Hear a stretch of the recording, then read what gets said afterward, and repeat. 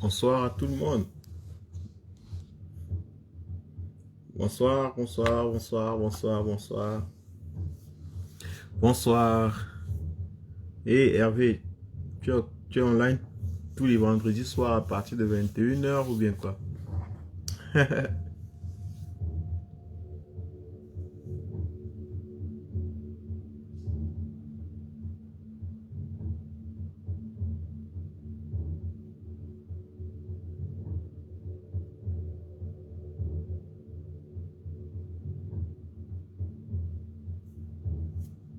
Bonsoir, Christian. Bonsoir à tous les amis. Bonsoir à tous les Camerounais.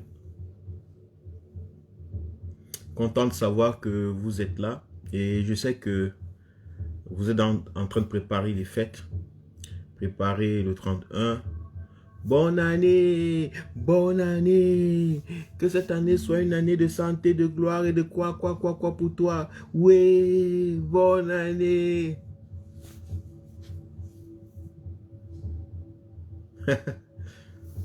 Bonsoir. Et Patrice. Bonsoir. Lomink. Bonsoir.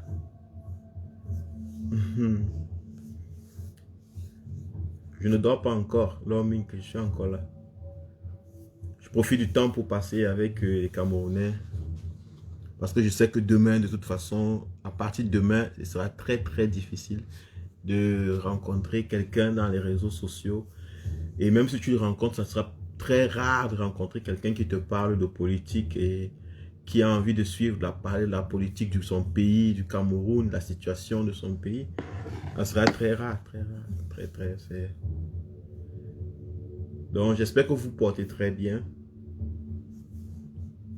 Moi aussi je me porte bien. Mhm.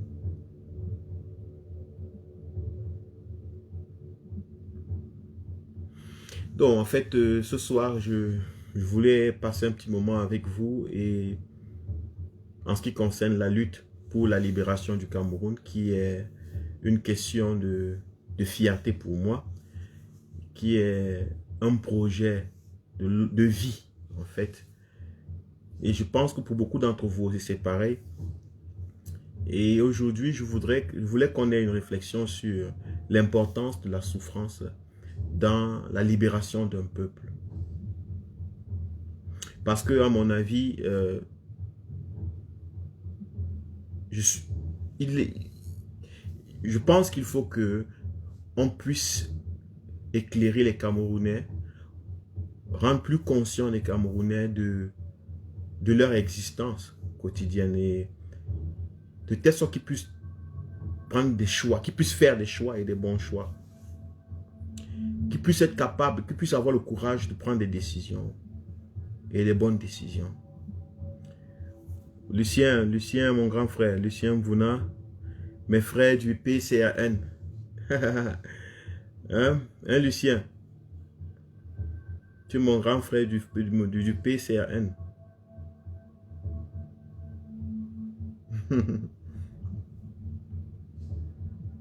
Donc, j'aimerais qu'on parle un peu pour quelques instants. Et je voudrais d'abord préciser, moi c'est Kwale Mbeka et je suis Camerounais, vivant en Allemagne. Je suis Camerounais profondément intéressé par l'instauration d'un état de droit, d'un véritable état de droit dans mon pays natal et une réelle démocratie. Et pour cela, je suis engagé, comme beaucoup d'entre vous, pour ceux qui ne me connaissent pas. Mais il y a des gens qui me connaissent, mais ne me connaissent pas sous le nom de Kwale Mbeka. Donc, moi, dans mon vrai nom, c'est Mbeka Laurent. Allez dire à tous les services secrets qui je suis, pour qu'ils viennent, je ne sais pas faire quoi, qu'ils me fichent, qu'ils mettent le nom sur quelque part à l'aéroport et tout. Moi, ça ne m'intéresse pas. Je n'ai jamais prié ou souhaité mourir au Cameroun ou être enterré au Cameroun. Ça n'a jamais été mon souhait. J'ai su que j'allais mourir un jour. Et pour moi, dès que tu es mort, peu importe où on te jette, qu'on t'incinère, qu'on t'enterre, ça ne change rien, en fait, dans ta vie. Le plus important, c'est comment tu as vécu. Donc, ceux qui pensent que le fait de dire qui je suis, ou bien le fait de combattre ou de me lancer dans cette lutte contre la malgouvernance, contre la dictature, serait un problème pour mon existence qui concerne mon pays. Je vous dis, détrompez-vous. En fait, les véritables personnes, un véritable démocrate n'est pas intéressé par son pays. Parce qu'il prend conscience que pour que son pays fonctionne, et pour que les autres pays fonctionnent bien, il faut que son pays fonctionne bien. Donc, c'est dans cette position que je me trouve. Deuxièmement, je voudrais dire que je sais que vous n'êtes pas habitué très souvent à suivre ce genre de live. Des lives où quelqu'un se met à parler, il fait comme si il connaît tout, où il donne l'impression de tout gérer, de tout maîtriser, et où alors il parle comme s'il veut vous faire endormir. Parce que la majeure partie des Camerounais sont habitués à des lives où on crie, où on tape sur quelqu'un, où on insulte, où on casse, où on méprise, où on humilie. Ça fait beaucoup de buzz. Moi, ce n'est pas ma ligne primaire de conduite. Ça ne veut pas dire qu'il n'y a pas les moments. Il y a les moments où je crie plus fort. Il y a les moments aussi où je suis très en colère sur certains points. Mais au fond, dans la ligne de conduite générale, je suis quelqu'un de plus tranquille, de plus réfléchi. Donc, ne soyez pas étonnés de voir quelqu'un qui vous parle. Et je voulais préciser à certains amis qui viennent souvent demander si j'étais un pasteur. Je ne suis pas pasteur. Oui, certes, je parle parce que j'ai vécu dans les églises. Donc, quelque part, la façon des pasteurs de parler peut-être m'a imprégné. Mais en réalité, je suis l'ennemi des pasteurs. Je suis l'ennemi des prêtres. Je suis l'ennemi juré de tous ceux qui croient en Jésus-Christ. Je fais toutes ces précisions pour que ceux qui commencent à me regarder maintenant puissent partir avant, s'ils n'ont pas le courage de suivre la suite. Parce que pour pouvoir me suivre, il faut avoir du courage. Il faut avoir un courage intellectuel. Il faut avoir un courage émotionnel. Ça, c'est nécessaire parce que pour rester longtemps avec moi, il faut beaucoup d'intelligence. Il faut que tu sois capable de te concentrer. Parce que je ne bavarde pas pour bavarder. Je bavarde aussi pour créer la concentration. Pour créer, pour que les esprits pour vous habituer à vous concentrer. Pour ceux qui ont perdu la concentration, je bavarde aussi pour ça. Donc, je ne bavarde pas simplement pour bavarder. Non, il y a toute une méthode, toute une stratégie derrière. C'est toujours très pensé. C'est toujours fait dans un sens, dans un but particulier.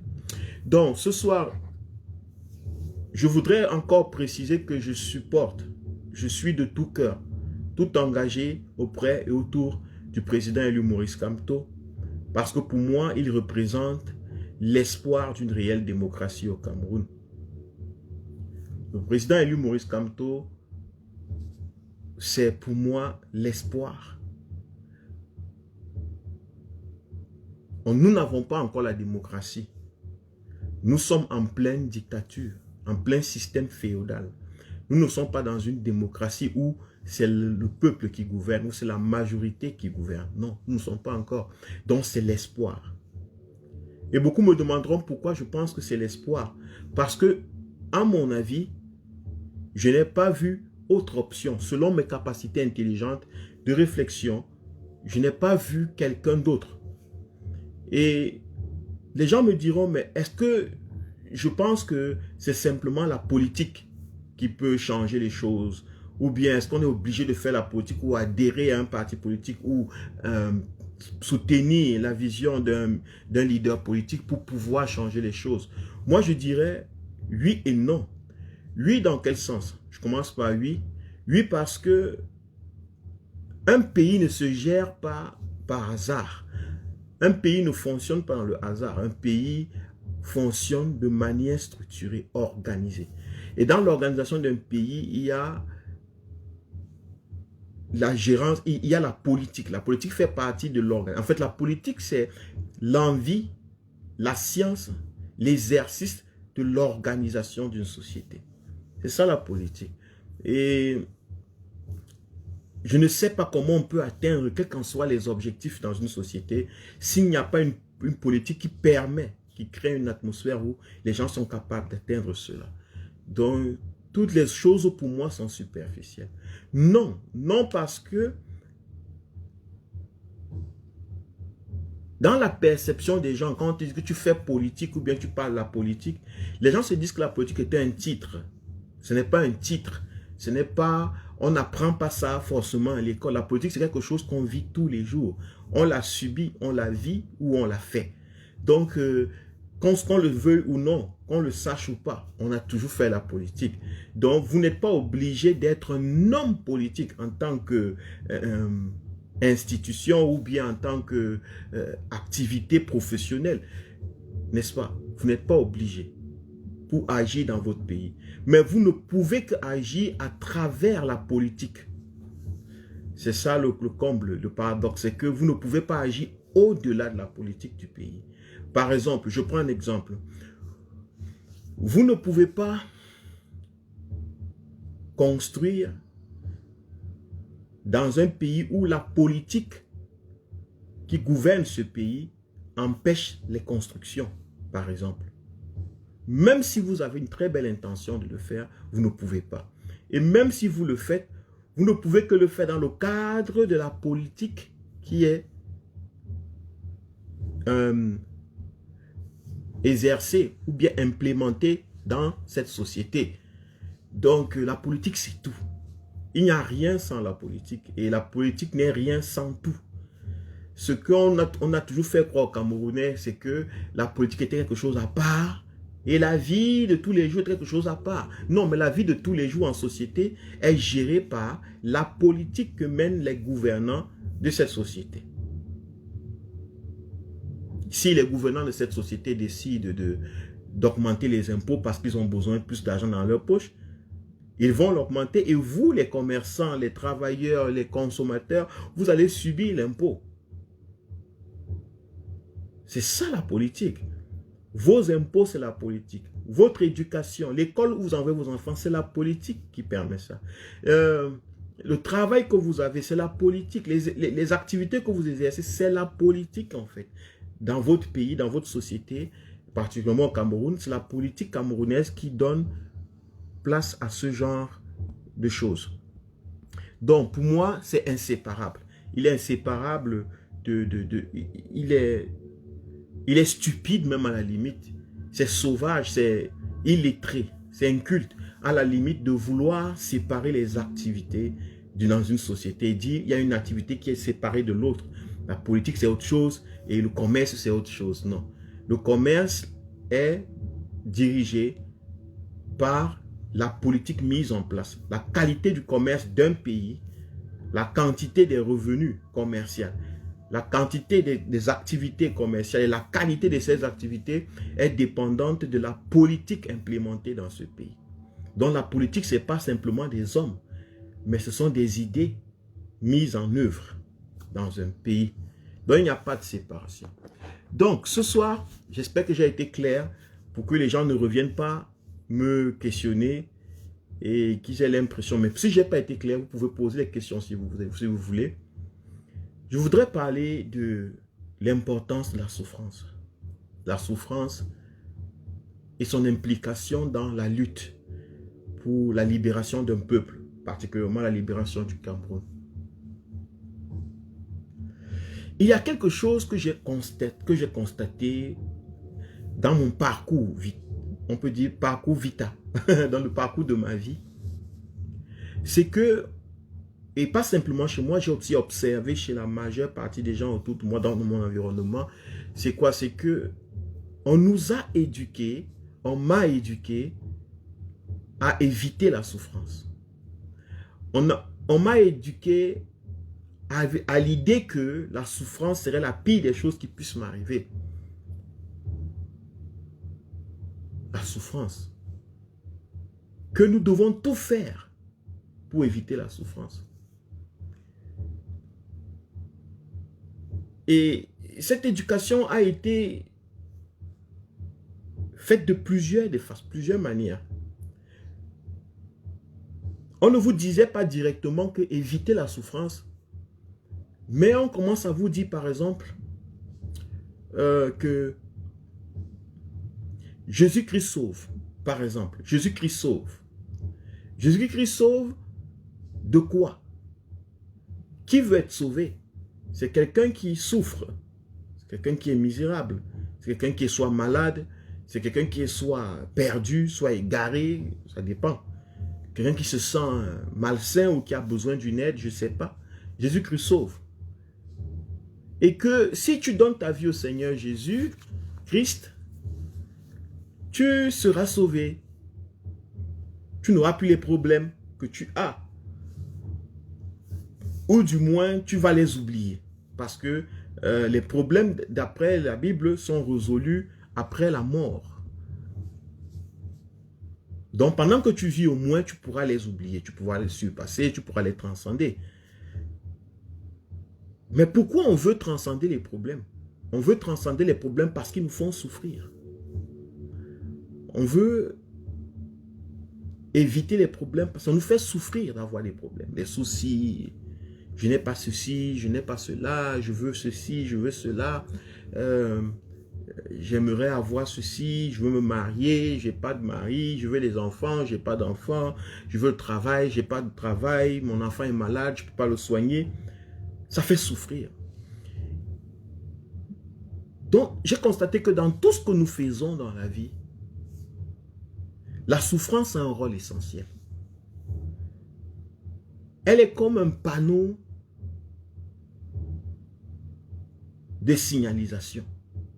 La souffrance est comme, quand vous êtes sur l'autoroute, pour ceux qui ont les voitures et qui conduisent les voitures depuis et qui ont les permis, dans les pays où on peut conduire les voitures, où les panneaux sont plantés, il y a des panneaux qui vous disent allez à gauche, allez à droite, faites attention, baissez la vitesse, mettre à telle vitesse, n'est-ce pas? J'ai l'impression que la souffrance a toujours joué ce rôle dans nos vies. Et que chaque fois qu'on nous a demandé d'éviter la souffrance, chaque fois qu'on a tout fait pour nous empêcher de souffrir, c'est comme si on nous avait empêché, on avait empêché un conducteur de prendre conscience des panneaux de signalisation. Moi, c'est un peu l'impression que j'ai.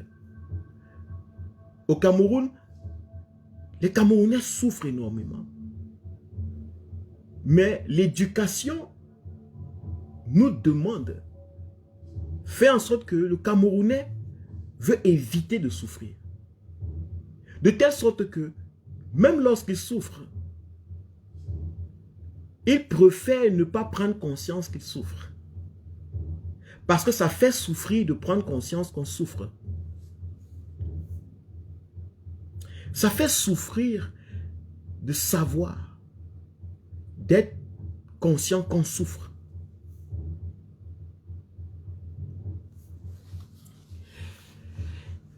Il y a deux aspects des choses. Il y a ce qu'on appelle, selon moi, la douleur. Pas selon moi d'ailleurs, selon tout le monde. Il y a une différence entre la douleur et la souffrance. J'ai fait le constat que même les animaux ressentent la douleur. Par exemple, si on avait un chien qu'on appelait Flick, alors Mink peut vous dire. Flick, c'est un chien qui nous a accompagnés pendant toute notre enfance. Et Flick, on le tapait parfois. S'il veut peut-être faire, il va entrer ou mettre sa bouche, sa gueule dans je ne sais pas quoi. On le botte un peu, pip, il fait. Il part.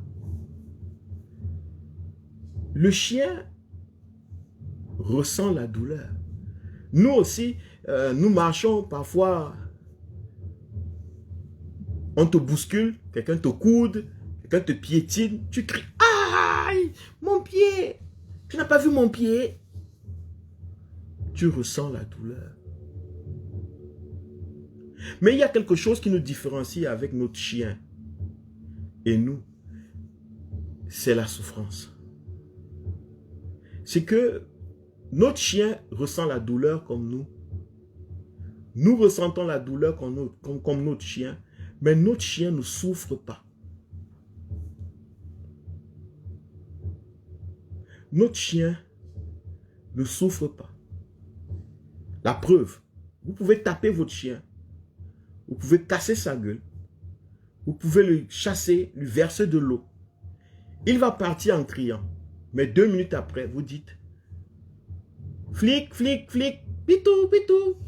Il revient comme si quelques secondes avant, vous n'avez rien fait contre lui.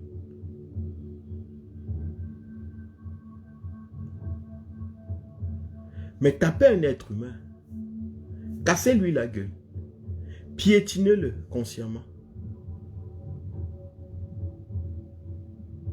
Il ne va pas que ressentir la douleur, mais il va aussi souffrir d'avoir ressenti la douleur. Parce qu'il est conscient qu'il a ressenti la douleur. Parce qu'il est conscient qu'il souffre. Il est conscient de la douleur. C'est pour ça qu'il souffre. Donc la souffrance est psychologique en fait. Les animaux capables de mentaliser savent ce que c'est que la souffrance. Les animaux incapables de mentaliser ne connaissent que la douleur. La souffrance, c'est notre capacité de nous rappeler. La souffrance prouve que nous ne supportons pas nos souvenirs, notre mémoire. Lorsque je vois l'homme qui m'a tapé hier, la femme qui m'a tapé hier, je me rappelle de la douleur. Je me rappelle qu'elle m'a tapé. C'est ça qui me fait souffrir. La souffrance, c'est la mémoire qu'on porte sur la douleur, associée à la douleur. Je peux dire ça comme ça.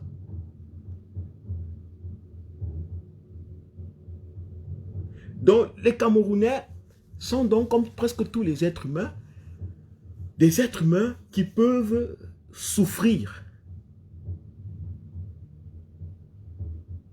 Qui souffrent d'ailleurs. Mais le seul problème que j'ai observé, c'est que le Camerounais a appris à ne pas prendre conscience de sa souffrance. Un peu tombé à l'état animal. C'est le genre, il a la douleur. S'il ne mange pas, il a faim. Il ressent la douleur. Mais il n'arrive pas à connecter ça comme psychologiquement.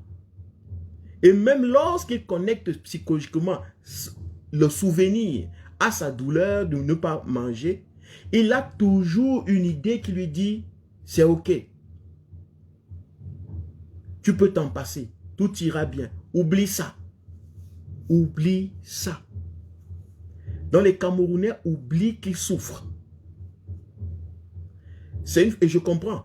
Vécu plusieurs années dans la souffrance, dans la douleur, dans la privation. La seule façon de survivre dans des milieux aussi hostiles, c'est d'oublier qu'on souffre. C'est d'oublier les souvenirs qui nous font souffrir. Parce que si on se rappelle tout le temps des choses qui nous font souffrir, il est impossible de survivre. Vous allez remarquer que beaucoup d'entre les Camerounais, si tu demandes à beaucoup de Camerounais, tu parles aux Camerounais de leur enfance. 80% des Camerounais trouvent que leur enfance, c'est le meilleur moment. Ils ont de très bons souvenirs de l'enfance. Vous leur montrez leur village, vous leur montrez leur pays, vous leur montrez leur maison, vous leur montrez leur nourriture, vous leur montrez quelque chose de l'enfant qui lui rappelle l'enfance. Ils sont waouh! Et quand vous parlez, ils vont vous dire que, en fait, oh, les meilleurs moments sont passés. Lorsqu'ils pensent à leur passé, oh, le collège, les bons moments, ça ne reviendra plus. Tout le monde, la majeure partie des Camerounais, ont de très bons souvenirs de leur enfance. Vous allez remarquer que la majeure partie des vieux ont de très bons souvenirs de leur enfance. Mais posez la question aux petits enfants camerounais, je vais dire aux enfants qui sont jeunes. Eux, ils disent tous, ils veulent grandir. Ils veulent devenir comme des grands. Ils aspirent à être grands comme tel oncle, tel frère, telle tante, tel cousin, tel star de télé. Pourquoi est-ce que c'est le cas? C'est parce que psychologiquement, nous avons tendance à... C'est un truc psychologique pour pouvoir survivre dans les milieux hostiles. Nous avons tendance à garder les bons souvenirs. Notre cerveau s'arrange à protéger, à prendre en considération que les bons souvenirs et à refouler les mauvais souvenirs. Par exemple, lorsqu'on dit qu'on aime notre enfance était bourrée de mauvaises choses. Moi, je me rappelle, aller puiser l'eau, porter les seaux de 10 litres, marcher 10 km pour aller au champ et rentrer à pied, sous le soleil, marcher à pied, aller faire le marché après l'école, parce qu'on vous envoyait, aller à l'église, rester toute la nuit éveillé, jeûner 3 jours. Des souffrances énormes, être bastonné par maman ou papa. Des souffrances énormes. N'est pas capable de manger, hein, voir papa manger ou bien l'aîné manger plus de morceaux de poulet, de viande ou de riz que soi. L'enfance est un moment où au Cameroun, l'enfant est un esclave. L'enfant est en fait un objet sur lequel tout adulte marche dessus. On écrase les enfants au Cameroun. Mais lorsque ces enfants grandissent, ils disent les meilleurs moments de leur vie quand ils étaient des enfants. Pourtant, ce n'est pas vrai. Les meilleurs moments de nos vies, c'est ceux dont on a gardé comme souvenir. On a refoulé une grande partie dans le subconscient. Pourquoi on ne se rappelle pas? Parce que si on se rappelle de ça, on va porter beaucoup, ce qu'on appelle en anglais de grief. Beaucoup de plaies, beaucoup de rancœur, beaucoup de haine. Alors pour pouvoir survivre, nous-mêmes on a pris conscience que pour pouvoir survivre dans un milieu hostile, il faut oublier sa souffrance.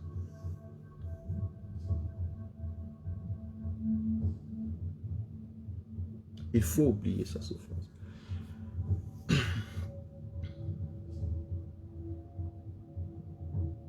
La preuve, si vous êtes marié à une femme ou à un homme, vous êtes en relation avec quelqu'un et que vous avez des problèmes, ça ne marche plus. Quel est le conseil que les gens vous donnent?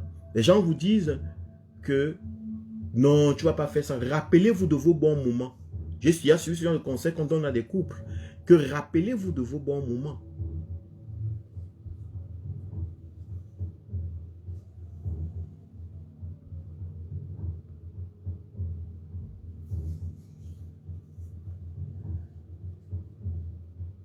Rappelez-vous des bons moments où vous avez commencé, parce que c'est ça qui tient le couple. Parce que si vous rappelez des mauvais moments, ils sont plus nombreux que les bons moments. Ce sont des tricks que la société a créés. Parce qu'on a compris que si on vit avec notre souffrance, si on prend conscience de notre souffrance, il est impossible de vivre. Il est impossible de continuer. C'est soit on continue, soit on se bat pour changer ça. Mais il est impossible de vivre avec de mauvais souvenirs, avec les mauvais souvenirs, avec les moments, parce que ça fait souffrir. L'homme est conscient de sa douleur. C'est ça la différence entre l'homme et la chèvre. Donc si vous voyez un peuple qui n'est plus conscient de sa souffrance, ça veut dire que ce peuple a été animalisé. Il a été ramené à l'état nature, à l'état d'animal. Et ce n'est pas simple, ce n'est pas seulement le peuple camerounais qui est au Cameroun.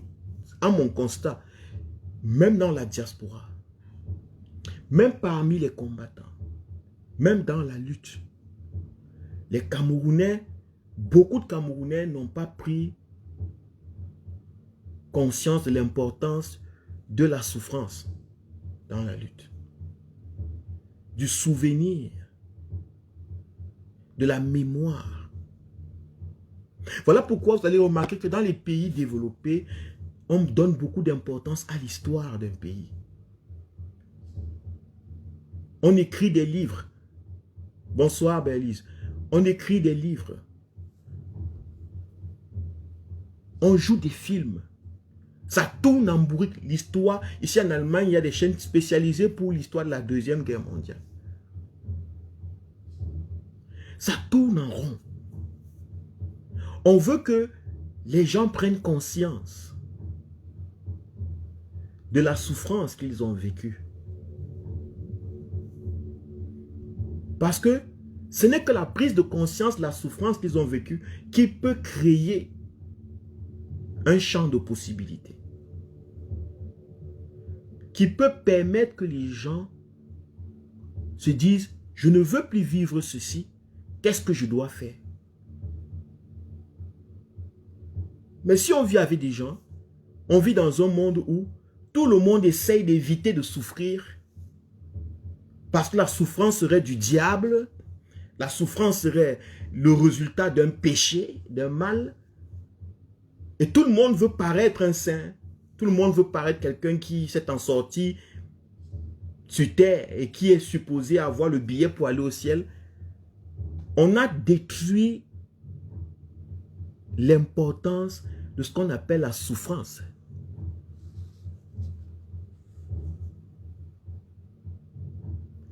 Chacun dit tout, mais il ne faut pas souffrir. Et lorsqu'on voit les gens souffrir, il ne faut même pas en parler. On a créé des systèmes, des méthodes que j'appelle la consolation à la souffrance. C'est quoi? C'est que si quelqu'un souffre au Cameroun, si quelqu'un vous raconte une histoire, par exemple, mon frère, je n'ai pas mangé depuis hier, mes enfants sont malades, j'étais 3 à l'hôpital, machin. Qu'est-ce qu'on dit?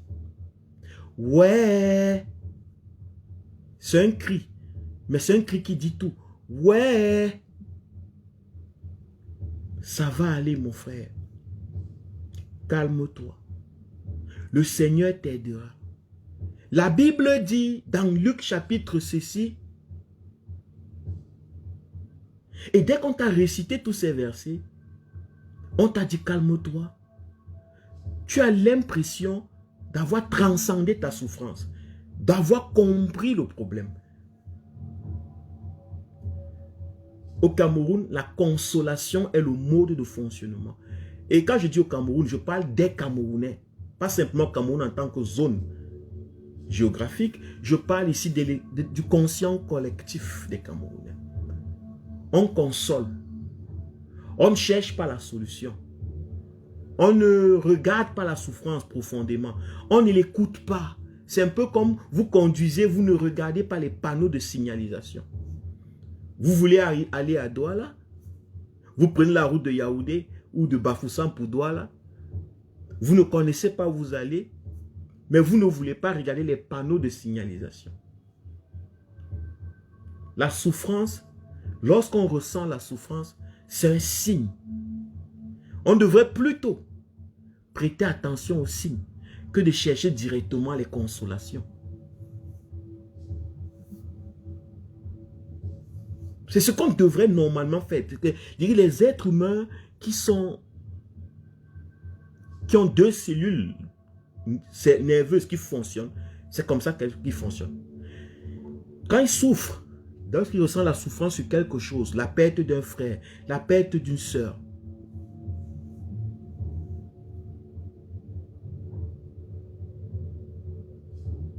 la perte d'un ami, la perte du travail, la perte d'un copain, la perte d'un mari ou d'une femme, la perte d'un enfant. Ce que nous on fait en Afrique, c'est que on tombe dans l'oubli. On veut tout faire pour oublier. Vous allez remarquer, même le jour du deuil, les gens sont alcoolisés. On boit, on danse, on fait comme si on pleure le mort, mais en fait, on ne pleure pas vraiment. On oublie, on veut vite oublier. On va boire le café, on attend le pain café du soir, les danses traditionnelles, on va cogner, poum poum, ça fait les bruits. Ça nous empêche d'être méditatif envers la souffrance que nous traversons. On va faire les longs discours. On va organiser avec des tables blanches, les nappes blanches, vous allez voir des grandes nappes blanches là. Tout le monde viendra brancher.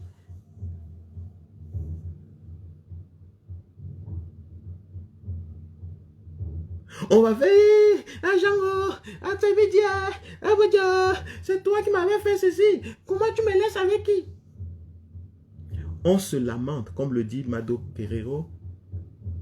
Keraro, Keraro. C'est ma soeur qui le dit, que on est devenu une nation de lamentation. On passe le temps à se lamenter. Et si parmi nous, il y a des gens qui ont du recul face à la souffrance, on les trouve méchants. On les trouve inhumains. On les trouve insensibles. On les trouve trop durs. Pourtant, en fait, à mon avis, c'est les personnes les plus sensibles. C'est les personnes qui sont prêtes à absorber la souffrance et en tirer le jus de la souffrance. À tirer la leçon de la souffrance. Le reste des personnes en général, c'est les personnes qui veulent oublier la souffrance, qui pensent que souffrir, c'est la pire des choses qui puissent leur arriver dans leur vie. Pourtant, souffrir, c'est un signe. Si les êtres humains ne souffraient pas, les êtres humains ne vivraient pas. Si les êtres humains ne souffraient pas, les êtres humains ne pourraient pas construire le monde. Parce que les êtres humains rencontraient des difficultés qui les faisaient souffrir, qu'ils prenaient conscience. Donc, dans les pays où vous allez voir où les gens ne se développent pas, ça veut dire que ces pays ont refusé de souffrir. Du moins, ont refusé de prendre conscience de leur humanité. Qu'ils sont des humains et qu'ils vont souffrir. Pour se développer, il faut souffrir. Vous pensez que la corruption, c'est quoi? La corruption qui est au Cameroun.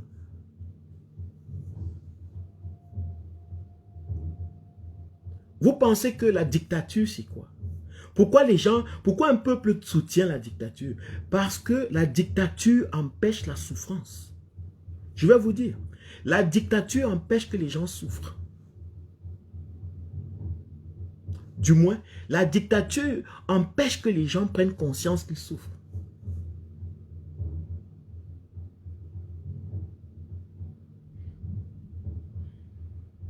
Parce que le dictateur dit quoi? Le dictateur dit, c'est moi. C'est moi qui suis le B, le A ou O, l'alpha et l'oméga. Tout ce que vous avez à faire, c'est rien faire. Quelqu'un qui ne fait rien ne souffre pas, puisqu'il ne rencontre pas de souffrance. Il n'a pas de difficulté. Et même lorsqu'il rencontre, ce n'est pas lui qui est responsable. Ce n'est pas lui qui est responsable. C'est le dictateur. Il a juste fait ce que le dictateur a dit de faire. Il a juste fait ce que le président a dit de faire. Il a fait ce que le gouvernement a dit de faire. Donc s'il souffre, même s'il souffre, ce n'est pas de sa faute. Et d'ailleurs, il ne souffre pas. Il est dans sa destinée. La démocratie, c'est la gouvernance par la prise de conscience de sa propre souffrance. Pendant que la dictature, c'est l'oubli. La gouvernance par l'oubli de sa souffrance. En démocratie, on prend conscience qu'on souffre. On prend conscience qu'on est malade. On prend conscience qu'on veut aller à l'école, qu'on veut s'éduquer, qu'on veut s'épanouir, qu'on veut le travail. Et on agit dans les urnes. On agit sur la gouvernance. On devient proactif. Parce qu'on a pris conscience. Dans la dictature, on souffre, mais ce n'est pas nous. On est détaché de la souffrance. C'est le diable, c'est Satan, c'est Dieu, c'est Paul Biya, c'est lui. C'est pas moi. Je n'ai pas, en fait, je souffre par omission. Et en plus, si je souffre par omission, c'est pas moi, ça ne m'intéresse pas.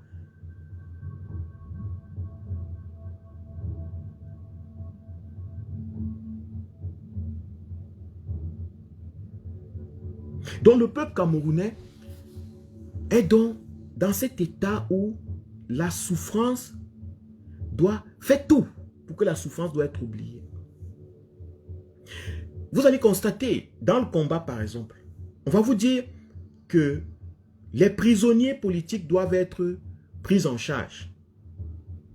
On va vous lancer des mots comme ça, des grands mots, des grands projets. Ça aura l'air des grands projets, mais si vous regardez très bien, le projet, le but, ou bien l'issue de ces projets, c'est éviter la souffrance.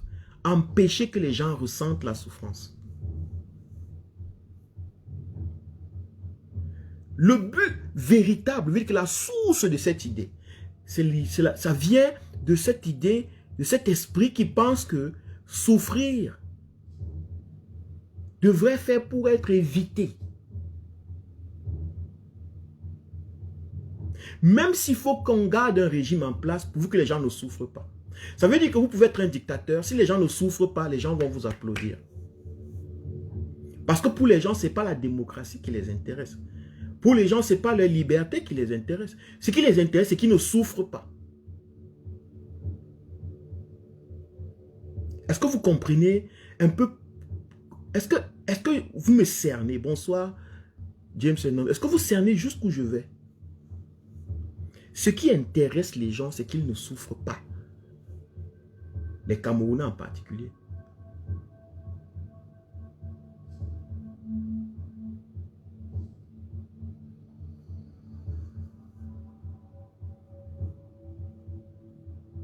Donc, comprenez que tout est fait dans le projet, dans le but d'éviter la souffrance. Parce que la liberté fait souffrir. La liberté va demander à ce qu'on prenne conscience de nos souffrances. Voilà les deux voies différentes. Un peuple qui veut se libérer est obligé de prendre conscience de sa souffrance et de porter les souffrances que lui impose la libération. C'est malheureusement ça la vérité. Mais un peuple qui est focalisé,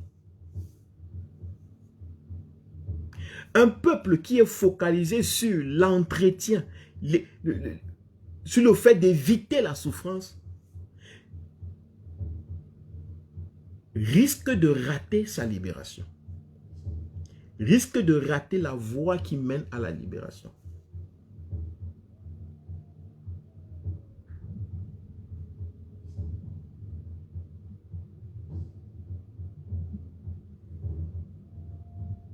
On parle plus de comment empêcher que les gens souffrent. Comment faire pour que les gens ne souffrent pas ou souffrent moins. Et non comment faire que les gens se libèrent de la souffrance.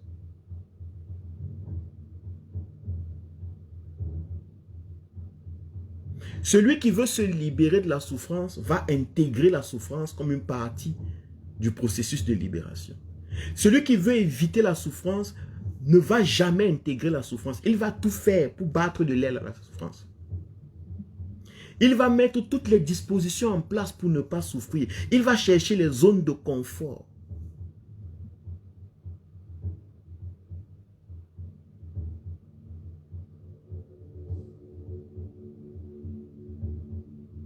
Je ne dis pas qu'on doit souffrir. Forcément, on doit sauter d'un étage. Ce n'est pas ce que je dis.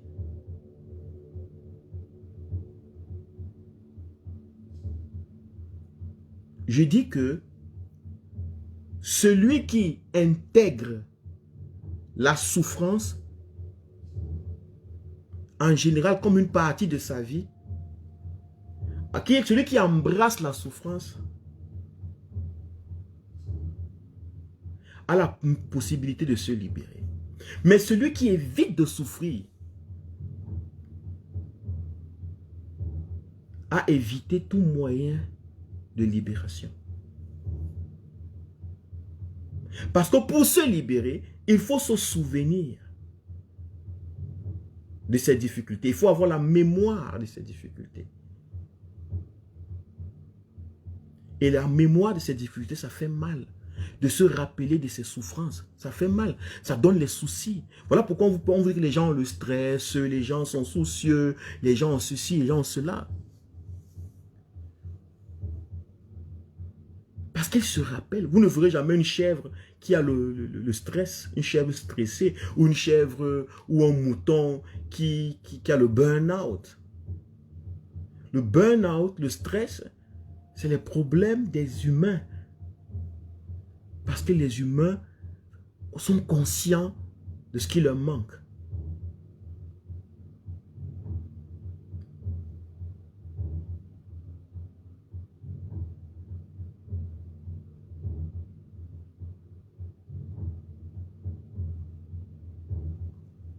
Donc, au lieu de chercher à éviter de souffrir, embrassons nos souffrances.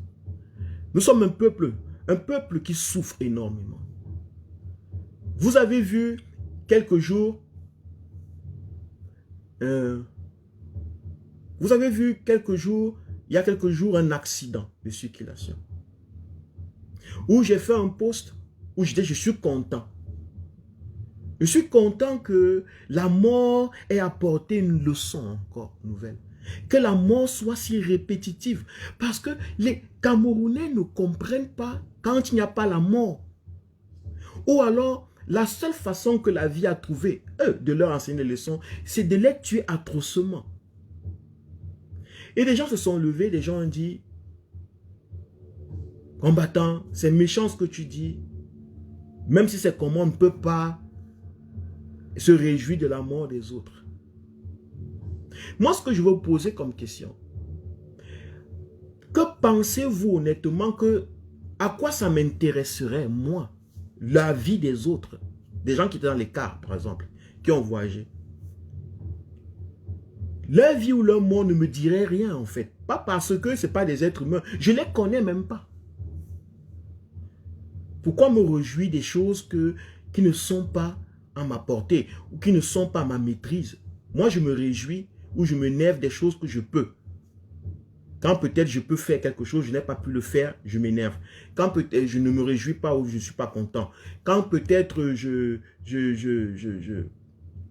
fait quelque chose que j'ai réussi quelque chose, je suis content. Vous comprenez? Je ne peux pas me réjouir de la mort des gens, puisque de toute façon, je ne gagne rien.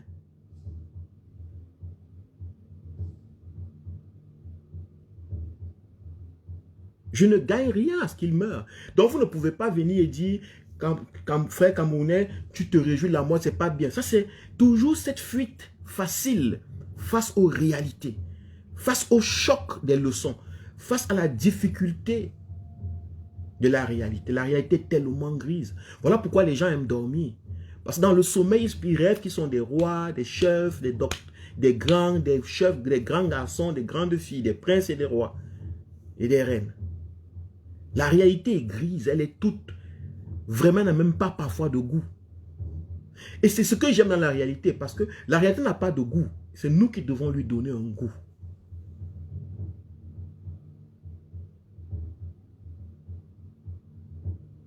Des gens font des accidents. Et je dis ceci.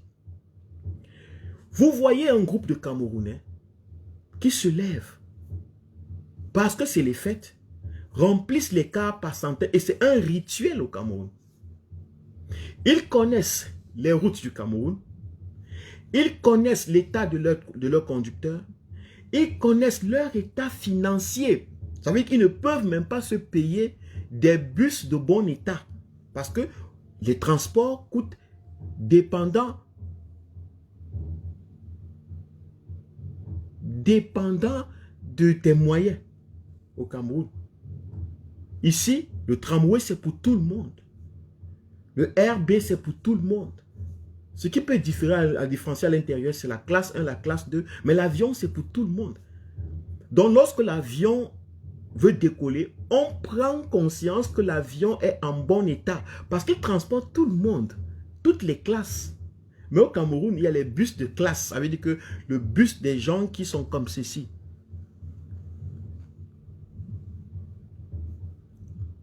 Ah, Astrid, c'est comme ça. Je vous dis que au Cameroun, les transports routiers sont classifiés. Si vous n'avez pas un certain niveau, un porte-monnaie solide,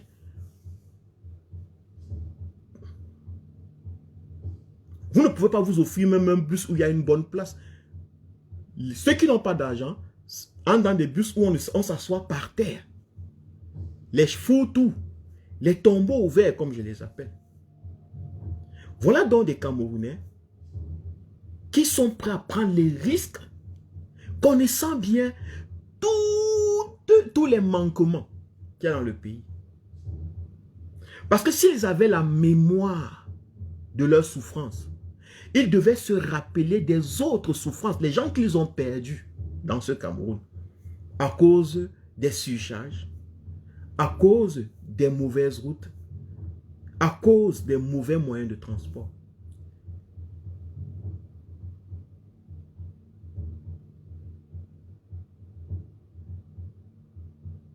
Ils ont oublié. Ce qui les importe, c'est la consolation. Qu'est-ce qui leur permet d'oublier leur souffrance? C'est Noël. Ils vont aller manger, ils vont aller boire. Ils courent comme ça dans les grandes villes. Parce que c'est dans les grandes villes qu'on semblerait qu'il y a la tombola. C'est là-bas qu'il semblerait qu'il y a tout. Mais voilà ce qu'un système a fait. Le système camerounais a fait en sorte que les Camerounais ne peuvent pas passer les fêtes et vivre les fêtes pleinement dans leur localité.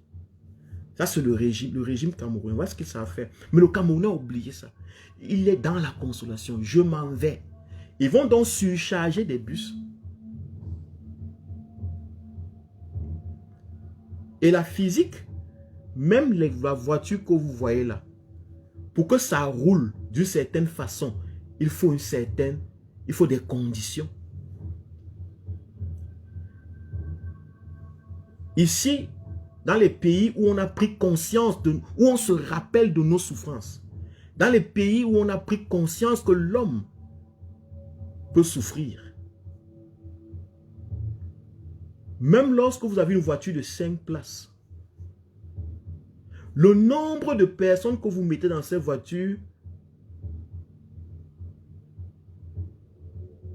va affecter les barres d'air que les roues doivent avoir. Donc la quantité d'air que les roues doivent avoir. Vous avez 2 personnes, vous devez avoir une certaine quantité d'air dans les roues. Vous avez 4 personnes, une certaine quantité. 5 personnes, une certaine quantité. Et c'est précis, c'est 5 places, ce n'est pas 18 places. Pourquoi c'est fait comme ça? Parce que dans les usines de fabrication, les ingénieurs ici peuvent témoigner de ce que j'ai dit, on mesure presque tous les moments. On mesure tout. Les possibilités, la force, au moment du frein, à telle vitesse, les roues, comment ça se passe. On mesure tout. Ce n'est pas au hasard que les gens entrent dans les voitures. Mais chez nous, on remplit. On brise toutes les lois de la physique. C'est normal que juste un petit mouvement, on se transporte, bouffe. Et on croit que c'est le Satan. Non, ce n'est pas Satan. Ce n'est pas Satan. Ce n'est pas Satan. C'est les lois de la physique. Mais quand chez nous, on ne considère pas, puisque de toute façon, on se rappelle seulement des bons moments. Parce que si on s'était rappelé des autres surcharges, des autres mots, et qu'on avait pris conscience de ça, on aurait appris des leçons. On aurait cherché à savoir pourquoi ça s'est passé, comment ça s'est passé, et on aurait pris des précautions pour que ça ne se répète plus. Mais non, ce peuple et leurs gouvernants sont dans un train qui va vers l'enfer. Vous allez voir que cet accident est beaucoup pris en compte aujourd'hui parce que c'est décembre. J'ai remarqué un truc au Cameroun. En décembre, on parle beaucoup d'accidents. En février ou en mars, je ne sais pas quand, on parle beaucoup d'accidents et de sacrifices humains. Pourquoi? Parce que chez nous, on pense que s'il faut avoir une place dans la fonction publique, les nominations arrivent en février ou en mars, je ne sais pas quand, il faut tuer les gens, ou on tue les gens pour avoir les places. Voilà les idées qui courent. Chez nous, on pense que en décembre, les gens, Satan a besoin du sang. On nous raconte ça à l'église. Les Camerounais se racontent cette histoire en longueur de vie, qu'il y a des moments précis pour les rituels. Et si vous demandez à ces Camerounais, vous êtes des sorciers? Non. Mais ils sont au courant de tous les rituels mystiques et occultes. Personne d'entre eux a déjà assisté à un rituel, mais ils sont au moins au courant de ça. Voilà comment on a fait en sorte que le Camerounais, même lorsqu'il souffre, même lorsqu'il fait un accident, on a créé ce qu'on appelle en anglais buffer, en allemand puffa, des tampons, des forces tampons, de telle sorte que tu ne ressentes pas la pression de la douleur, pour que tu ne regardes pas ta souffrance. On a créé directement l'échappatoire. Tu vois un accident, la première des choses que tu fais, c'est que tu t'échappes. Tu dis, ah, ce sont des victimes des sacrifices. C'est dimanche, c'est décembre. C'est février. Vous allez voir des journalistes à la télé qui vous disent que, comme il y a les marabouts un peu partout. On voit se balader beaucoup pour incruster dans l'esprit des Camerounais que rien n'est fait de votre propre vouloir. Rien n'est fait de votre propre responsabilité. C'est Satan, ce sont les sorciers, soit c'est Dieu, soit c'est les autres, mais ce n'est jamais vous. Donc, vous allez voir ces Camerounais se raconter cette histoire, et c'est comme ça qu'un peuple s'anesthésie personnellement et collectivement. Ce peuple fait la technique de l'autruche. Il trempe la tête dans le sable quand il est face à son ennemi, croyant que le fait de ne pas voir son ennemi fait disparaître l'ennemi.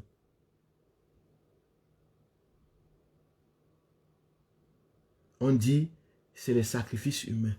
Wow, yo. Et vous allez voir tout le monde tomber dans ça. Wow, ils sont morts.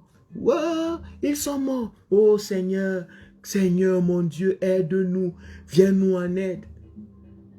Quand vous venez en aide, la majeure partie de ces personnes que vous avez vues dans cet accident, je peux miser ma tête, sont apolitiques.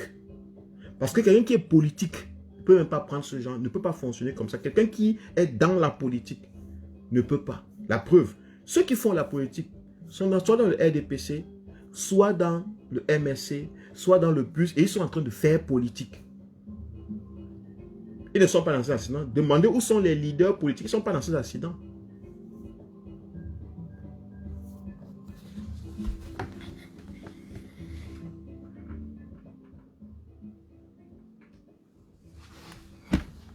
Ceux qui font politique ne sont pas dans cet accident.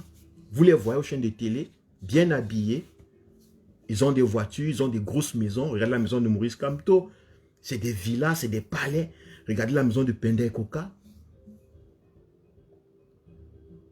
Et c'est votre jalousie, votre fainéantise, votre ignorance. Vous devenez jaloux, pensez que, ah oui, les politiciens sont les méchants.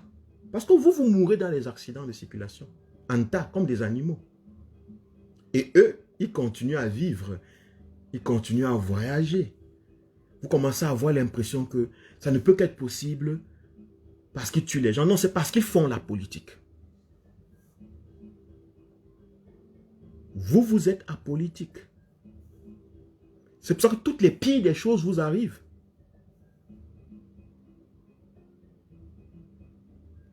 Regardez très bien, les gens que vous appelez qui sont dans la politique, vraiment la politique qui est engagée, je ne parle pas des imitateurs ou bien des gens qui remplissent les chaînes de télé, je dis même les imitateurs même, très peu sont menacés physiquement. Parce qu'ils font la politique. Et vous qui êtes apolitique, c'est vous qui mourrez comme des poulets, comme des chèvres, comme des bêtes, comme des bestioles, comme des criquets dans les rues. La majeure partie de ces personnes sont apolitiques. Et ces personnes ne pouvaient pas se déplacer comme ça pour aller chasser, pour aller revendiquer les bonnes routes à Yaoundé. Ces personnes, si vous leur disiez, peuple camerounais, les routes sont mauvaises, ne vous déplacez pas, grévez, transport, comment ça s'appelle ça? Transport blanc, hein, vous appelez ça journée blanche? Non, non. Ville morte, transport mort. Si vous lancez ce genre de truc, les gens ne vont pas vous écouter. Ils vont dire que vous voulez qu'on les tue. Ils veulent voir leurs enfants grandir.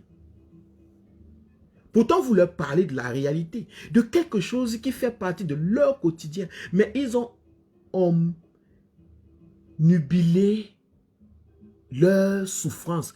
Ils ont évité. Il y a des systèmes de pensée qui leur fait éviter de voir leur souffrance. On leur dit que la souffrance, de toute façon, ce n'est pas grande chose. Quand les gens meurent, on les pleure. Ça calme. Vous voyez, quand les gens au Cameroun, quelqu'un meurt, tout le monde s'enroule au sol et on dit calme-toi, calme-toi. Ouais, calme-toi. Même quand tu ne veux plus pleurer, quand on te dit calme-toi, tu pleures encore. Remarquez, dans les deux, on dit le mot le plus vulgaire, c'est calme-toi. Mais regardez, l'acte le plus propagé, c'est les pleurs. Parce que plus on te dit calme-toi, tu pleures plus parce qu'on est en train de te faire un truc qui n'est pas naturel. Quelqu'un qui souffre doit pleurer. Tu souffres, on te tape, tu pleures, on te dit ferme ta bouche.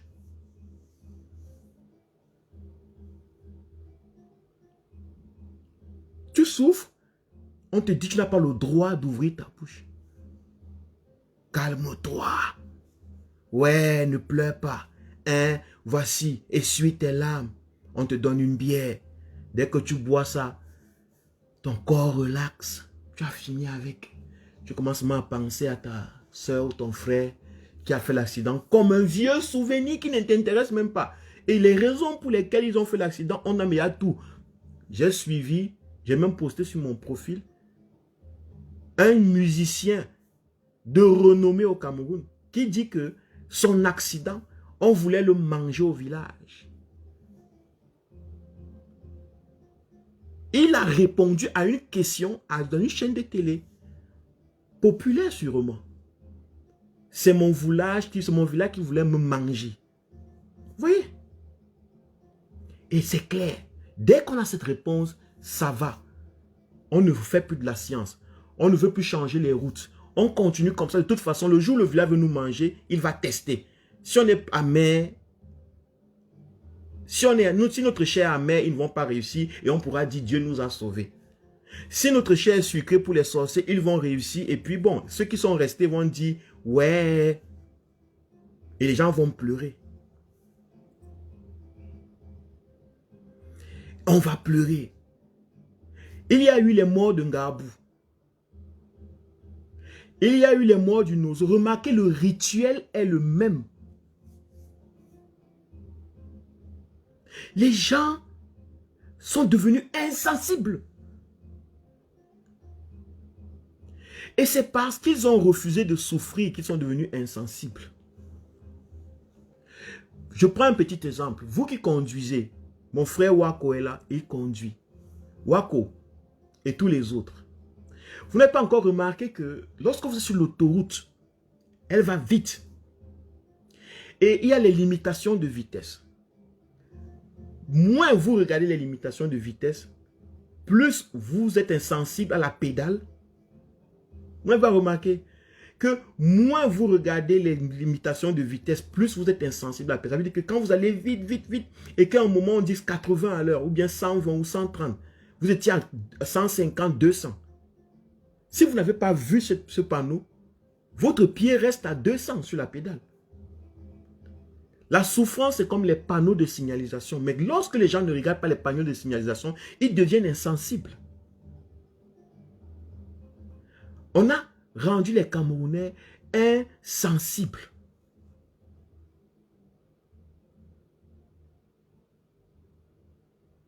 Vous allez voir. Les Camerounais ont la réponse directe à ces problèmes. C'est Satan. C'est son village qui voulait le manger. Ce sont les sacrifices humains.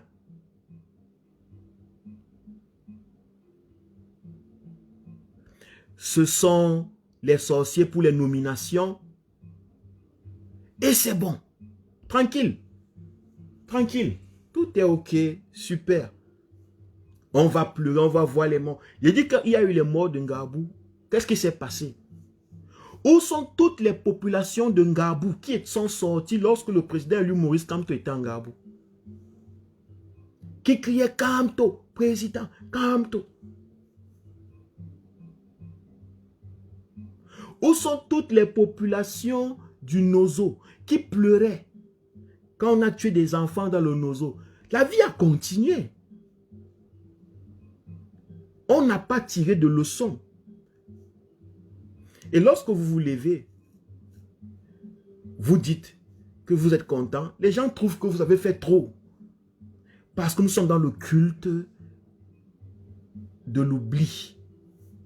Nous sommes dans l'insensibilité. Les gens pensent que c'est lorsque ils disent que ouais, des familles endeuillées, oh Seigneur, que ça change quelque chose. Que forcément, ils ont fait preuve de bon cœur, de compassion, d'amour. Ils sont des personnes très aimables et véritables. Ce sont des personnes très aimables. Beaucoup de gens font ces choses pas parce qu'ils ressentent. Moi, je vous pose vraiment la question. Quel est le sentiment que vous avez eu quand vous avez vu les accidents? Vous êtes senti choqué? Vous vous êtes senti vraiment attristé? Parce que vous avez perdu quelqu'un là, ou bien parce que... Puisque la majeure partie des Camerounais, quand ça ne les concerne pas, ils ne se sentent pas concernés. Comment subitement les Camerounais développent à chaque meurtre, à chaque crime, à chaque accident, les ouais, oh Seigneur. D'où vient cette... ce regain subit de bienveillance? C'est parce qu'on fait ça tous les jours. C'est pas parce que c'est pas parce qu'ils ont pensé ça. C'est mécanique. C'est simplement mécanique. On est dans la mécanique.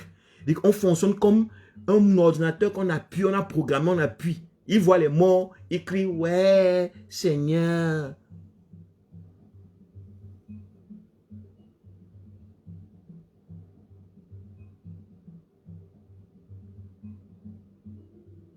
Ah oui, Racine. On veut toujours donner l'impression que, on pense que c'est lorsqu'on va dire aux gens que on a pitié d'eux ou bien qu'on ressent leur douleur que les gens vont nous aimer. Non, la seule façon de prouver l'amour à quelqu'un, c'est de lui ouvrir les yeux, de lui donner le chemin qui le libère de la souffrance. Et ce chemin passe par la prise de conscience de sa souffrance. Il n'y a pas une autre façon. Les Chinois disent « Chant ou en chant, oui, hi, hi ». Moi, je dis « Apprends aux enfants à pêcher que de nous donner le poisson tous les jours ». C'est ce que ça veut dire. Ce que nous, on sait faire, c'est donner le poisson à l'enfant. C'est ce que le régime Biya passe le temps à faire. On a nourri les Camerounais au lait de la dictature. On laisse les gens détourner. Ils détournent, on les laisse. Ils volent, on les laisse. Ils mentent, on les laisse. Ils pillent, on les laisse. Tout le monde fait ce qu'il veut parce qu'on les laisse faire ce qu'ils veulent.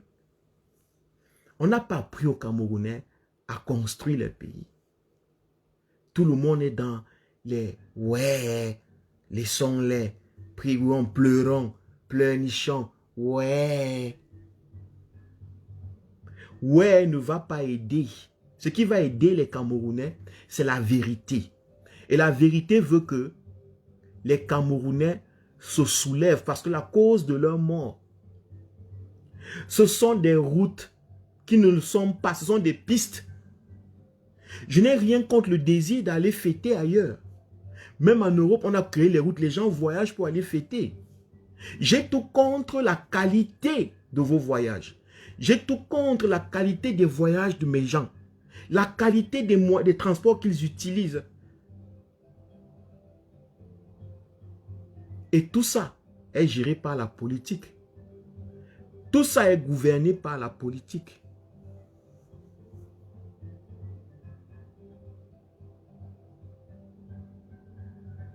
Tout ça est gouverné par la politique. Le genre de véhicules qui roulent, le genre de routes sur lesquelles les véhicules, le nombre de passagers dans les voitures. Parce qu'un peuple ne peut pas forcément, tout le monde ne peut pas forcément être éduqué. Il faut une politique qui implémente, qui appuie le bouton sur certaines règles. Des politiques qui réglementent, qui sont comme ça. Surtout, quand on a en face de nous des peuples qui n'ont pas d'éducation depuis 38 ans, qu'on a démodulés. Ils ne peuvent pas suivre les bons moyens de conduite. Ils ne peuvent pas bien se comporter. N'attendons pas que les Camerounais se comportent bien.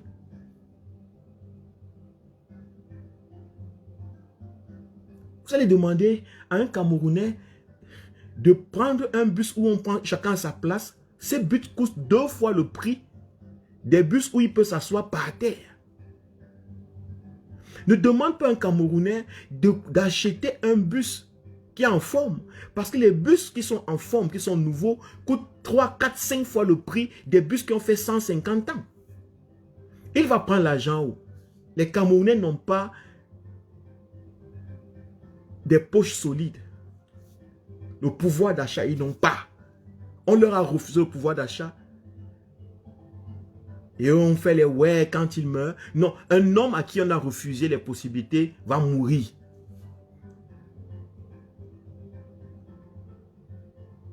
Un homme à qui on a retiré les chances de vie va mourir. Ce n'est pas une balle qui va forcément le tuer. Parce que beaucoup d'entre eux disent, ils ne veulent pas mourir, ils ne font pas la politique. C'est pas comme toi, dire sa vie, eux, ils n'ont pas encore, ils se cherchent. Ils veulent tous le nyama. Bon, dites-moi donc, toutes les personnes qui étaient dans ce bus-là, il y avait des vieux, j'ai vu les photos, il y avait des vieux dedans. Il y avait des enfants, il y avait des arrière-grands-pères, des futurs, il y avait même des enfants qui allaient venir, dont des femmes enceintes, sûrement. Voilà, tout le monde, personne n'a vu personne grandir. D'autres n'ont même pas vu les autres vieillir. Personne n'a vu personne grandir ni vieillir. Pourquoi? C'est comme toi. C'est la politique.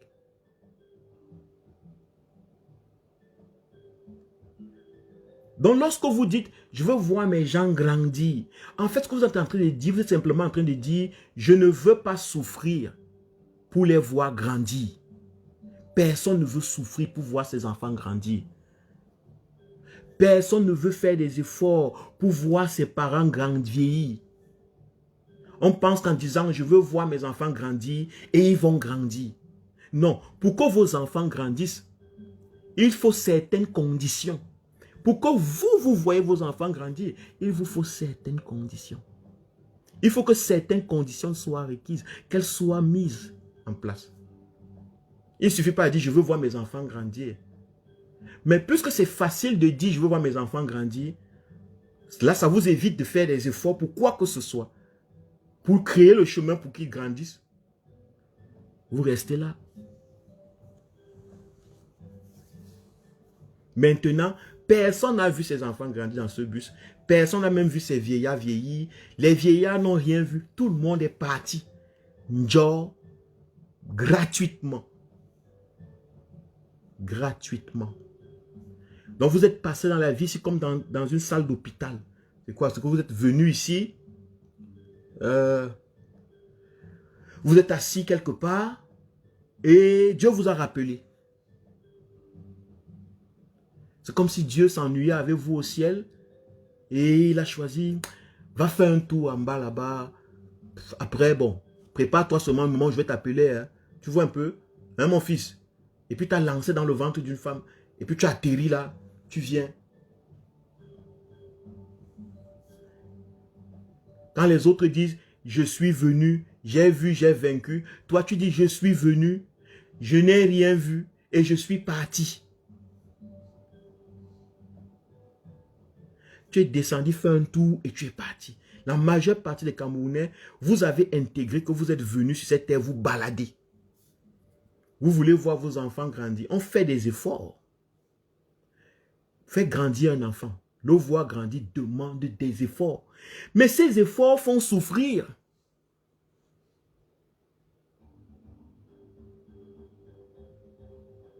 Quand tu sais que tu dois envoyer l'enfant à l'école, ça fait souffrir parce que tu dois travailler. Donc si tu prends conscience de ça, tu vas comprendre qu'il te faut le travail. Si tu veux voir ton enfant grandir, devenir un homme demain, il faut que tu fasses des efforts.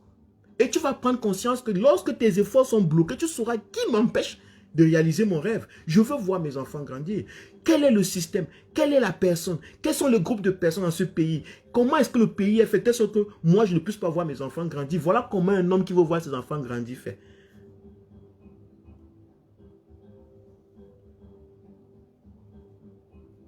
Ah oui. Ah oui. Même pour voir les enfants grandir, il faut souffrir.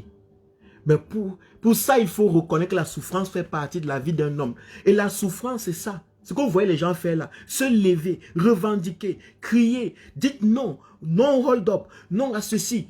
Bobia doit partir. Ça coûte.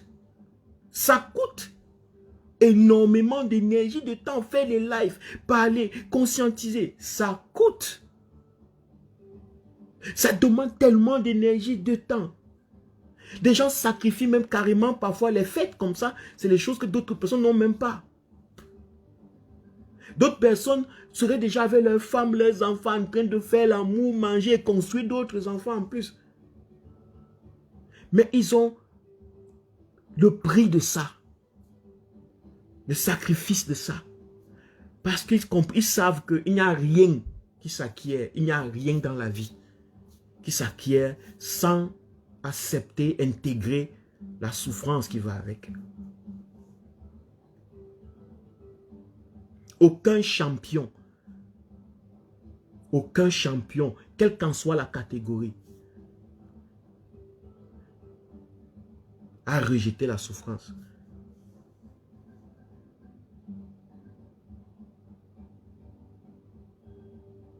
Aucun champion n'a rejeté la souffrance.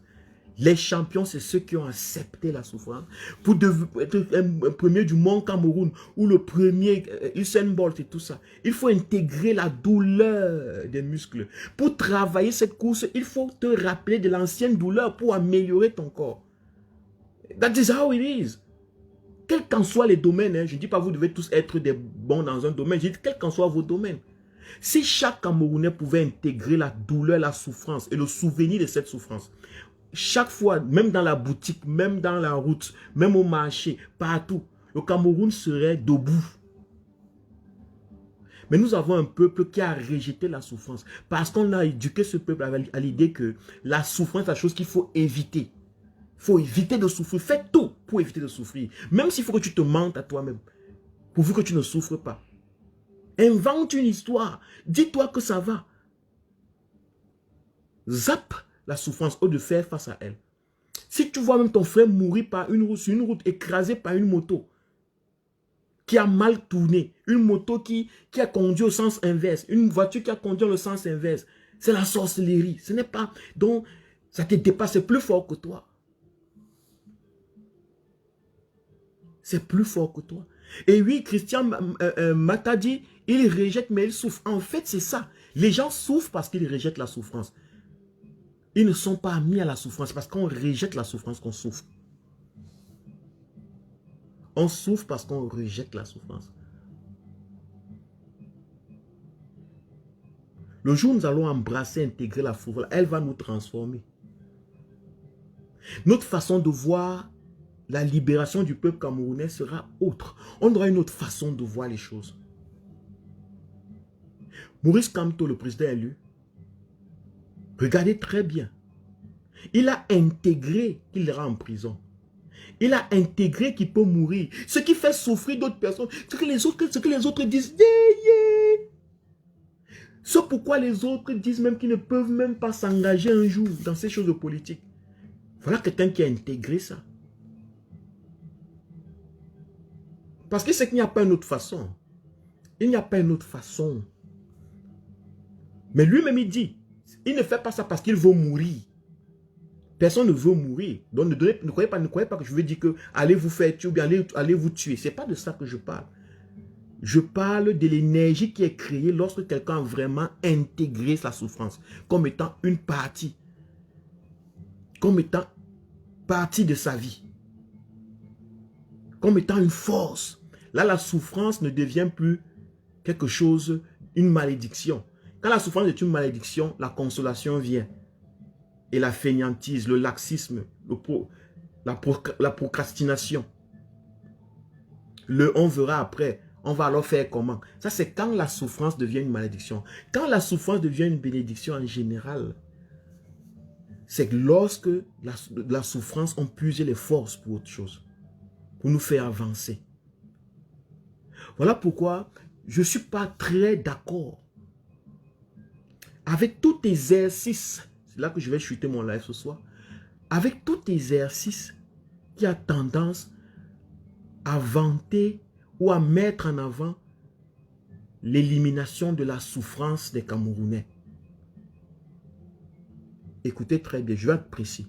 Je ne suis pas d'avis avec toute proposition d'idée ou tout projet qui a pour but de réduire la souffrance des Camerounais. De leur dire, tout ce que vous allez faire, ne vous inquiétez pas, vous allez souffrir moins. On va faire tout pour que vous souffrez moins, puisque vous souffrez déjà. Et ce n'est pas bon de souffrir. Vous êtes dans une mauvaise position lorsque vous souffrez. Vous êtes en prison, vous n'avez pas de matelas, vous dormez par terre. Oh, c'est trop de souffrance pour vous. Oh mon Dieu, aïe, c'est trop de souffrance. On va tout faire pour que vous souffrez moins. Ce que ça crée des personnes qui n'intègrent pas la souffrance. Ça crée des personnes qui rejettent aussi la souffrance. Ça crée des militants, des combattants, un peuple qui ne peut pas se libérer. Ça détruit toute l'énergie de libération d'un peuple ou d'un individu. Parfois, lorsque quelqu'un dort au sol, 1 nuit, 2 nuits, 3 nuits, il ressent l'odeur, la souffrance là. Parfois, ça, s'il prend conscience de ça, ça le façonne, ça le rend comme un sol, ça le rend comme un extra-homme. Vous entendez souvent les prisonniers dire, oh, nous ne sommes plus les mêmes. Mais remarquez très bien ceux qui vous disent qu'ils ne sont plus les mêmes. C'est ceux qui ont subi les souffrances atroces. Les autres militants qu'on a arrêtés là, qui ont seulement un peu dormi, qui avaient de quoi manger, vous ne les entendez plus parler. Vous ne les entendez plus parler. Ils sont tous, quand on libère souvent les militants, vous voyez seulement 2 ou 3. 4 qui font un peu des lives, qui disent quelque chose. Le reste disparaît dans les coulisses. Ils ont trop souffert. Ils ne peuvent même plus se mélanger à ça. Ils ne veulent même plus qu'on en parle. Ils vont maintenant être des combattants, les militants de l'ombre, les combattants de l'ombre. Très rares sont ceux qui ont puisé la force dans la prison. Pourquoi? Parce que il y a une bande de personnes, une bande de mentalités qui pensent que quand les gens sont en prison, la chose qu'il faut faire le mieux, c'est de réduire leur souffrance. C'est d'atténuer. Mais nous atténuons aussi les capacités de compréhension. Je ne dis pas qu'on ne doit pas aider les gens qui souffrent, c'est pas ce que je dis. Je pointe seulement, faisons très attention à comment nous communiquons, à comment nous parlons, à comment nous approchons la lutte. N'oublions pas que la lutte, c'est la libération. Nous voulons nous libérer. Nous ne voulons pas nous soutenir. Le but de notre combat, c'est la libération. Ce n'est pas le soutien. Parce que même le régime Biya soutient. Et il soutient même mieux ceux qui refusent de se libérer. Donc si vous voulez être soutenu, vous n'avez pas besoin de vous battre. Il suffit de faire allégeance. Il suffit d'arrêter même le combat, vous serez soutenu. Vous allez voir, si vous arrêtez votre combat, même dans votre famille, dans les relations avec les femmes, les hommes, vous allez constater que vous êtes plus à l'aise. Vous revenez au Cameroun en 1970, vous n'avez pas avec personne. Vous n'aurez les problèmes avec personne. Essayez.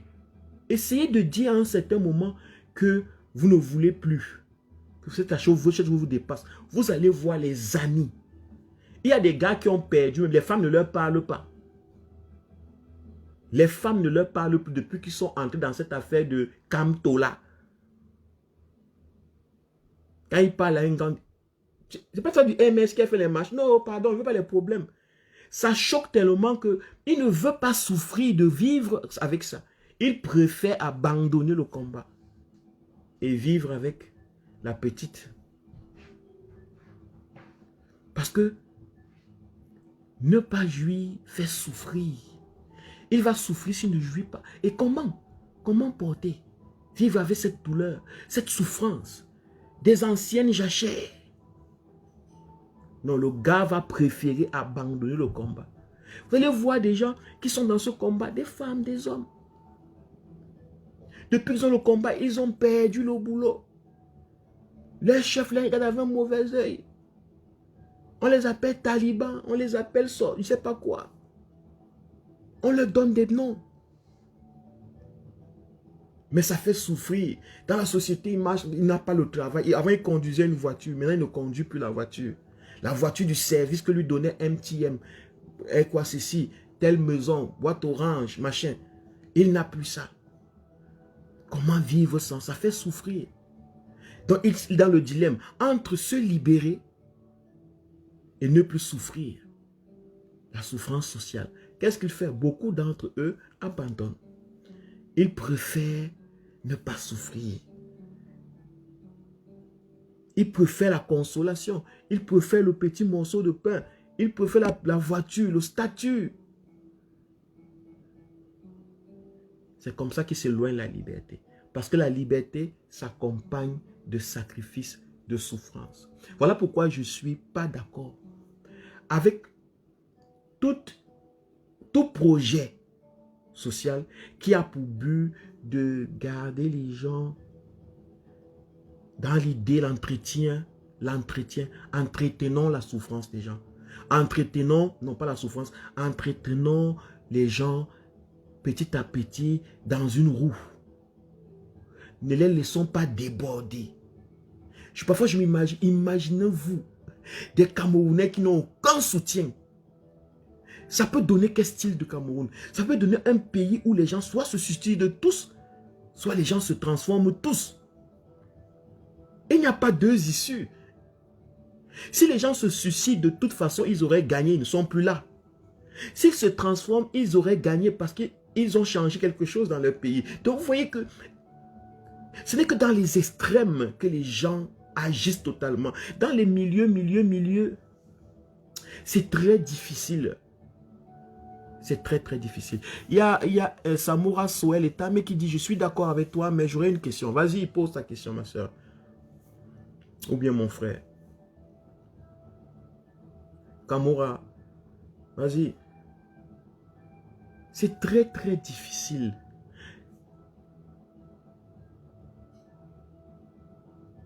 Notre combat, c'est la liberté. Notre combat, écoutez bien, c'est la liberté. Notre combat, ce n'est pas le soutien des combattants. Ce n'est pas le soutien, parce que le combattant lui-même n'est pas important par rapport à la liberté. Un véritable combattant, c'est qu'il n'est pas important par rapport à la liberté. La liberté est plus grande et plus valeureuse que l'idée d'être un combattant.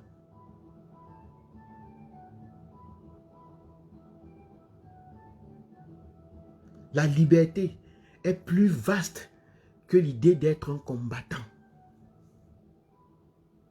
un militant.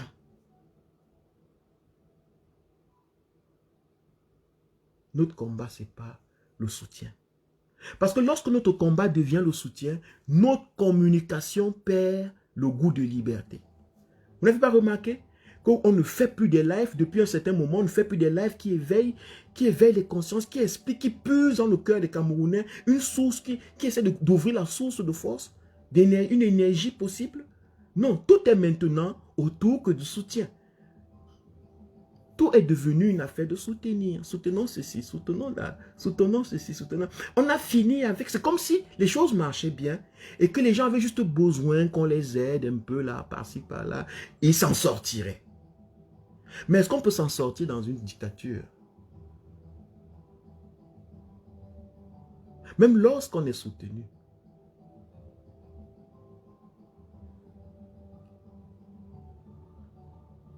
La seule façon de... Les gens diront que peut-être parce que je suis assis chez moi, derrière mon téléphone, je raconte n'importe quoi. Mais moi, je sais qu'on a transformé le monde en racontant n'importe quoi. Les gens qui ont transformé le monde, c'est des gens qui racontaient n'importe quoi, qui étaient assis quelque part, qui ont écrit des livres. La majeure partie des connaissances on a écrit, c'est des livres que des gens ont pris le temps pour écrire. Pendant qu'ils écrivaient, ils n'étaient pas ils n'étaient pas dans la rue.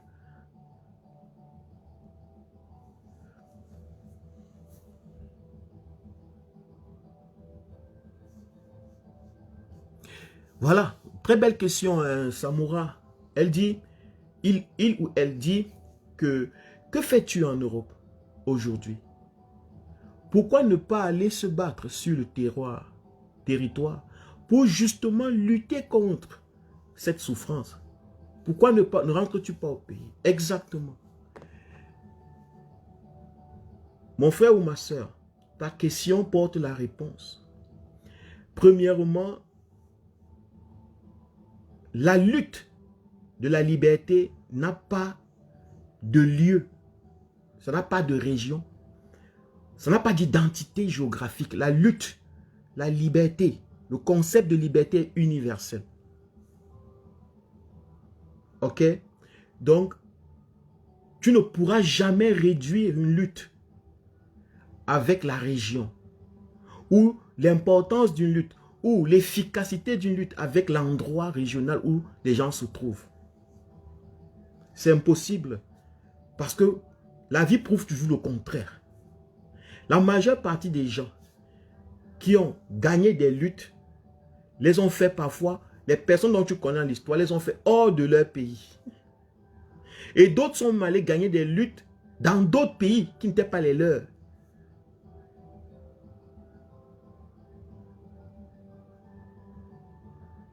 Ça, c'est un premier point. Deuxième point, tu dis, justement pour lutter contre cette souffrance. Tu n'as pas compris. Je dis ne pas lutter contre la souffrance. Mon message, ce n'est pas lutter contre la souffrance. Mon message, c'est de reconnaître la souffrance. Si toi, Samora, si tu es au pays et que tu reconnais que ça ne va pas, tu n'auras pas besoin de moi. Si tu reconnais que tu souffres, tu n'auras pas besoin de moi. Pour le moment, je vous ai dit, on a éduqué les Camerounais à lutter contre la souffrance. Voilà pourquoi personne ne fait rien. Puisqu'ils n'ont jamais rencontré la souffrance en route. Et lorsqu'ils battent, ils veulent lutter contre la souffrance, ils tapent dans l'air, les coups de poing là, ils tapent le vent. Non, la souffrance, c'est ta vie, c'est la reconnaissance, c'est en réalité de tous les jours, si tu es au Cameroun. Si tu es en France, si tu es en Allemagne, je ne sais pas où tu te trouves, pardon le monde où tu es, ressens ta souffrance. Accepte-la, comprends-la. C'est un signe. La vie te demande d'agir. Ok? Donc, je ne lutte pas contre la souffrance. Je l'accepte. Et c'est parce que j'accepte la souffrance que je l'ai comprise, que je partage ma compréhension de son importance avec toi. Pour que quel qu'en soit l'endroit où tu te trouves, si tu as une action à faire, qu'elle vienne du fait que tu as compris ta souffrance.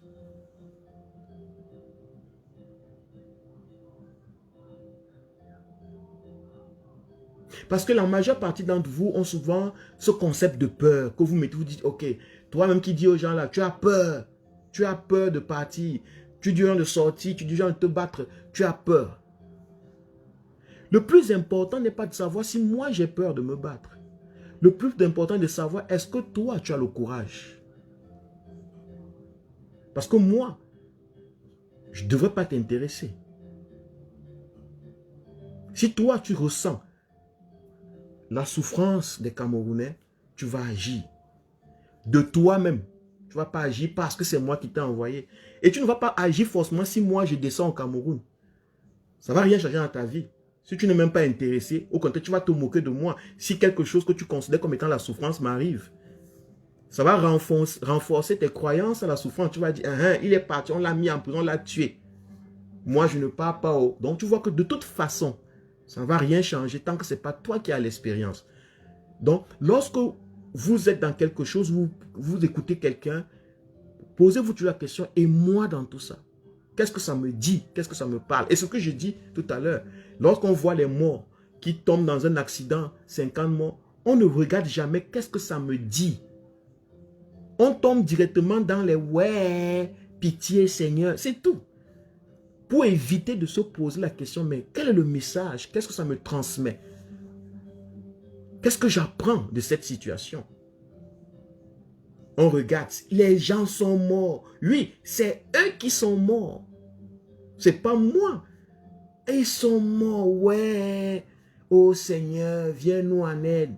Viens en aide à qui? À vous qui êtes vivants. D'ailleurs, vous ne pouvez que dire ça parce que vous êtes vivants. Vous êtes des êtres spéciaux par rapport à ceux qui viennent de mourir par accident. Et cette idée de spécialité qu'on a instillée dans vos esprits, qui vous fait en sorte, qui vous rend insensible vis-à-vis des autres, vis-à-vis de la vie tout entière. Tout le monde se sent spécial. Non, c'est pas moi, c'est toi qui bavarde qui dois aller au Cameroun. Pour aller prouve-moi que toi tu n'as pas peur. Non, prouve-toi toi-même que tu n'as pas peur. Prouve-toi toi-même que tu as pris conscience des choses. Pas moi, moi je bavarde. Peut-être même je suis un androïde, peut-être même je ne suis pas vrai. Peut-être c'est une image fabriquée. Qu'est-ce que tu sais? Qu'est-ce que tu en sais? Ok? Donc, c'est ça le plus important. Le plus important, c'est toujours toi. Quand tu poses une question, quand tu écoutes quelqu'un, ramène toujours ce que la personne dit à toi pour intégrer la chose. C'est comme ça qu'on se transforme. C'est comme ça qu'on fait dans tout, même dans les business. Parce que tu vas me dire que tu ne fais pas la politique, sûrement. Que tu n'as qu'au fou de ce que je raconte. Que Kamto n'est pas président. Est-ce que Kamto est président, mes fesses? Beaucoup de gens vont dire ça. Je ne dis pas que toi, particulièrement, tu vas le dire. Mais beaucoup de choses peuvent venir dans ta tête. Mais pose-toi toujours la question, qu'est-ce que moi, ce qu'il dit, qu'est-ce que ça apporte à ma personne? Essaye toujours de te mettre dans cet état d'esprit. Tu vas voir que certaines questions, tu ne les poseras pas. Parce que tu seras plutôt intéressé par toi, par ton engagement, par le fait que tu sois en réalité, en connexion avec la réalité, par tes actions. C'est tout. C'est tout. Merci de m'avoir écouté. C'est le moment que je voulais passer avec vous. Je sais que ça a été intense. Parce que nous avons touché encore profondément des aspects plus profonds du conscient collectif camerounais. Et ce que je voulais terminer à dire, c'est que peuple camerounais, jeune camerounais qui me suit, ne fais jamais quelque chose parce que tu veux éviter de souffrir. Un paresseux, c'est quelqu'un qui évite de souffrir. Quelqu'un qui ne veut pas souffrir, c'est un paresseux.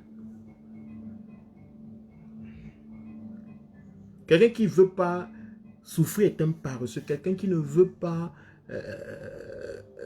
qu'est-ce qu'on quand que tu es paresseux? C'est quoi? Que tu ne veux pas travailler, tu ne veux pas faire des efforts. Mais on ne comprend jamais le paresseux.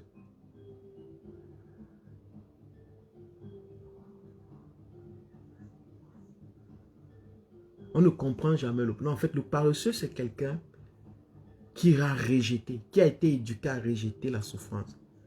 La souffrance fait mal. On lui a dit que la souffrance, ça vient du démon, du diable.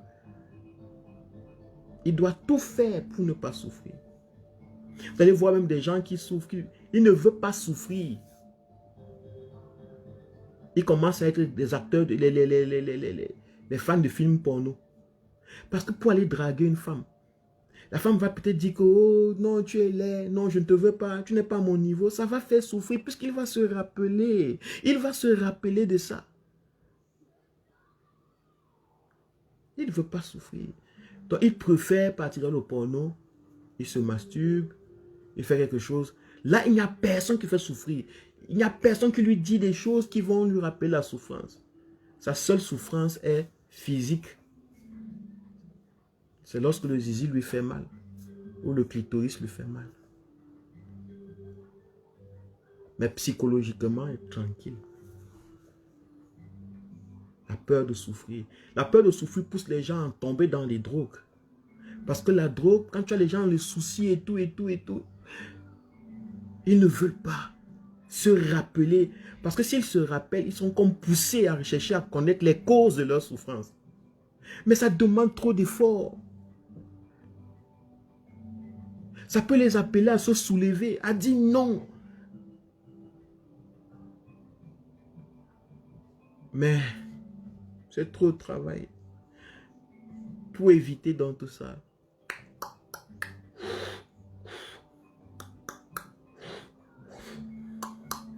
On dort, on oublie. La journée est passée.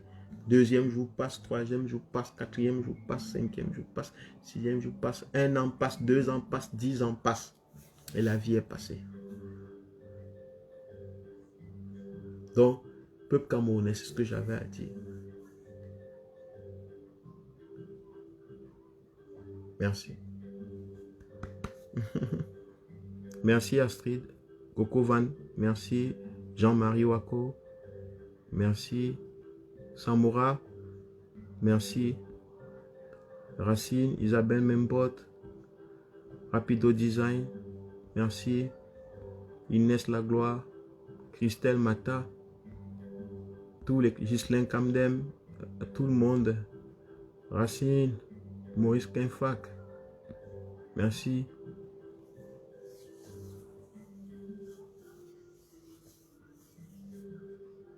Et merci pour ce que tu as dit. La vitesse avec laquelle ils vident des camions de brasserie qui renversent, s'ils utilisaient la même énergie pour secourir les accidentés, il n'y aurait pas autant de morts.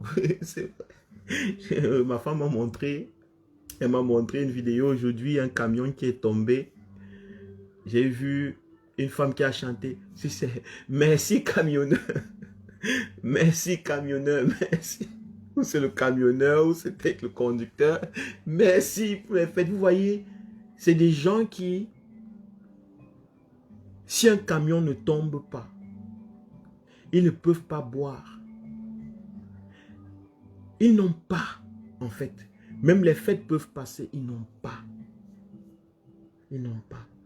Ils ne peuvent pas choisir, est-ce que je vais boire aujourd'hui ou non. Ils sont victimes de la nature. Vous voyez, quand le camion tombe, ils remercient. C'est une chance. Merci, chauffeur. C'est une chance, en fait. Moi, c'est ce que j'ai vu derrière. Ça m'a fait vraiment... Ça m'a beaucoup dérangé parce que pour dire merci au chauffeur, qu'il soit tombé, qu'il soit mort ou pas, mais que c'est tombé quand même. C'est un peu comme les peuples chasseurs-cueilleurs qui attendaient que les fruits tombent. Parce que ça demande trop d'efforts d'aller les cueillir.